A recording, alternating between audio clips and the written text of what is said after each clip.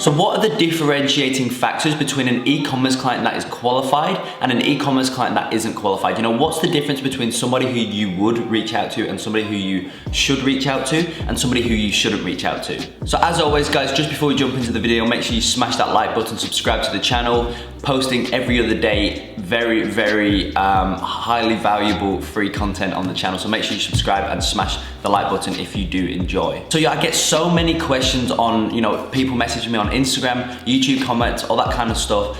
And I can see a very common subject that keeps coming up, and that is kind of what makes a lead, an e-commerce lead qualified and what doesn't.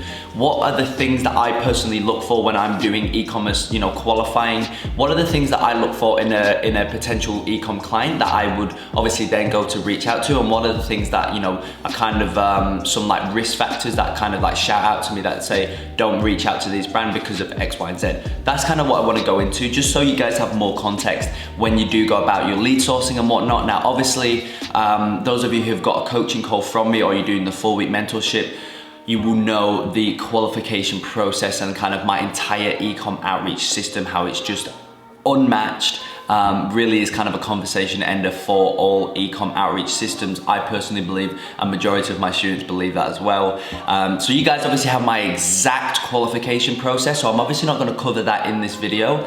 That said, I do want to highlight some kind of broad topics that you should really be thinking about and really looking out for when you do go about your lead sourcing for e-commerce brands. First few things that I want to cover is, the biggest problem, right, when you go about doing your lead sourcing, you go about, getting clients on board and whatnot, and you go about your lead sourcing and then you go about on the sales call. The biggest problem that I find a lot of people have when like I say, you go about your lead sourcing and you get on the sales call and they don't convert to a paying client, the biggest reason and the biggest problem behind that is because the client can't afford your service. Now, if you're good at sales or even if you just remotely have any kind of good script, if you've got a qualified client in any niche, obviously we're tailoring this to e-commerce, but if you've got a qualified client in any niche on the other end of that phone, it's very easy to sign them on board. It's very easy to just go through the sales script and sign them on board. That said, like I mentioned before, the biggest reason why clients don't sign on with you is because they can't afford it. And I'm sure you've had that objection that, oh, $1,500, $2,000, $3,000 a month, I just can't afford that. So instead of getting to that point, this is how I look at it personally. Once again, I only ever speak about experience on this channel, kind of what I've gone through, and I just kind of regurgitate that on this channel, right? So the biggest kind of thing that I'm looking for, if you like, before I get to that point, because there's no point going through that whole entire process, and I get that experience is, invaluable, but experience with the wrong type of clients there's just no point. So instead of getting to the very end of the sales call, so you've gone through your lead generation, you've gone through the back and forth emails before they've set the call, then you've gone through your whole entire sales call just to get to the end and then say, I can't afford $1,500, I can't afford $2,000 a month, I can't afford $3,000, whatever it is. I look at it as like, instead of getting to that, how can I just kind of weed out those tire kickers, if you like, before we get to that point? So there's a myriad of different things that I do within my qualification process up until we get to that point. And once again, my students, you guys know exactly what that is. But that's something you need to be thinking about when you're doing your lead sourcing. Like I say, everything that I do is heavily tailored to e-commerce, but even if you're in the gym niche or the restaurant niche or whatever it is, you always want to figure out, in so many words, how much they're making before you get onto the call with them. So I know you're probably thinking, how the hell do I figure out how much a company is making before I physically ask them how much they're making? A few ways to go about that. Once again, I'm not gonna go super in detail step by step, but there's a few things that you can look out for. First one's being Facebook ads. Are they running Facebook ads or not? Often when they are running ads, it shows that they've got some sort of budget to assign to marketing because they're currently doing it. So that's the first thing. Second thing is just, it's hard to explain, but personally, and I'm not too sure if some of you can relate, but personally, when I look at a brand, I get a gut feeling about a brand. So I can see a brand for what it is, what I can see on their Instagram, Facebook, website and whatnot. you can sort of tell, like, this brand looks like they're pretty established. This brand looks like they're, you know, their website looks on point. They've got a good Instagram. Their Facebook content looks really good. Instagram content looks really good. And they're running Facebook ads. It's a pretty good telltale sign that they can probably afford an extra $2,000-3,000 a month for your service fee. Now, conversely, if you look at a brand that's, even if the product looks really good, but then you go to the website and the website looks horrific, and then, you know, the website looks horrific, you know, the Instagram content, the pictures that they're using are just terrible. Like, that brand, like, I wouldn't reach out to that brand purely because if they can't even be bothered to get some good content around their product, they can't be bothered just to pay someone to get a good website, then two things. First thing is probably means that they're not doing too well, and, you know, they've probably not got the budget.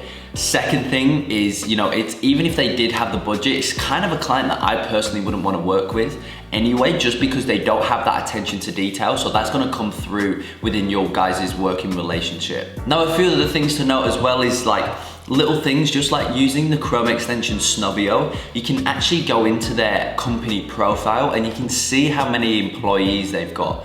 So if it just says 1 employee, once again, you know, it's a good telltale sign that they're probably not gonna be able to afford your service. That said, if they've got 1,000+ employees on their website, once again, they're probably not a good fit for your service because they're too big now. You know, you want to find the sweet spot in between, and that's another really good way to ensure that you're only reaching out to the right people. Is have a look at how many employees they've got as well, and you can do that via the Chrome extension Snovio. Like I say, all these different things coupled together are just an amazing way to ensure that you're only reaching out to brands that are actually qualified, they're actually able to afford your service, which obviously comes under the umbrella of being a qualified client.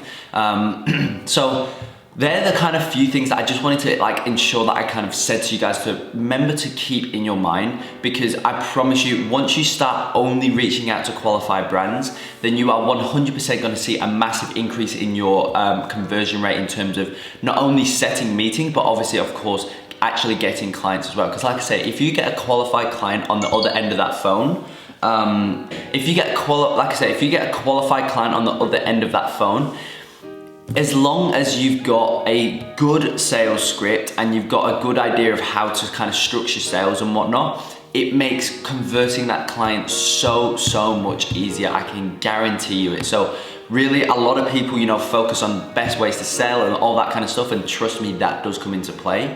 But I've kind of reversed and engineered it and thought, instead of getting, like I mentioned before, instead of getting to the end of the sales call to then state your price and then just say, I can't afford it, why don't we implement a few different things up until that point that will then ensure that I know 100% that by the time we get to that end of the call, they can afford it. So then it comes down to whether or not I've done my job in terms of sales and whatnot. So I hope that was a good eye-opener. Hope it gave you a few little things extra to think about. Once again, if you've got a coaching call from me, you know, we've hopped on a coaching call, or you do it in my 4-week program, you guys will know my exact rigorous step-by-step, not only qualification process, but also how to find highly qualified e-commerce leads at scale, which is obviously where everybody wants to be. And that's kind of what I've kind of mastered and engineered now, is a process that just hits every single point and you just literally can't go wrong. You know, once you've got that process behind you, it's literally just a matter of time till you get your first client. So